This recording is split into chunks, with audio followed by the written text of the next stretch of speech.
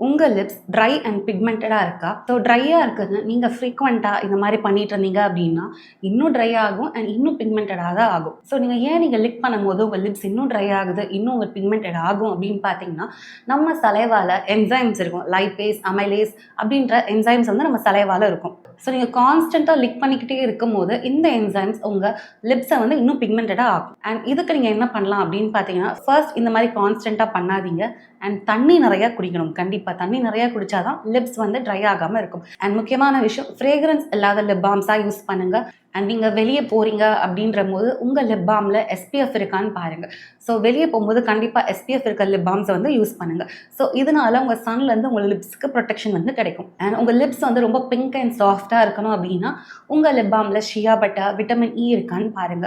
And weekly once எப்பவுமே rose water and sugar வச்சு மைல்டா ஸ்க்ரப் பண்ணுங்க. ஸோ ரொம்ப ஹார்ஷாக ஸ்க்ரப் பண்ணக்கூடாது. மைல்டாக ஸ்க்ரப் பண்ணும்போது உங்கள் டெட் ஸ்கின் செல்ஸ் எல்லாமே ரிமூவ் ஆகும். அண்ட் அந்த மாதிரி ஸ்க்ரப் பண்ணதுக்கப்புறம் பீட்ரூட் பவுடர் ஒரு ரோஸ் பவுடரில் கொஞ்சமாக ஹனி மிக்ஸ் பண்ணி உங்கள் லிப்ஸில் ஒரு 10 மினிட்ஸ் அப்ளை பண்ணலாம். அப்ளை பண்ணிவிட்டு வாஷ் பண்ணிவிடுங்க. ஸோ இந்த மாதிரி வீக்லி ஒன்ஸ் பண்ணிங்கன்னா உங்கள் லிப் வந்து ரொம்ப சாஃப்டாக இருக்கும் அண்ட் டெட் ஸ்கின் செல்ஸும் ரிமூவ் ஆகும். அண்ட் எப்போவுமே லிப் பாம் யூஸ் பண்ண மறக்காதீங்க. அண்ட் உங்கள் லிப் ரொம்ப ட்ரையாக இருக்குது, கிராக்ஸ் நிறையா இருக்குது அப்படின்னா மேபி ஏதாவது டிஃபிஷியன்சி இருக்கலாம். இல்லைனா உங்கள் டாக்டரை கன்சல்ட் பண்ணுங்கள்.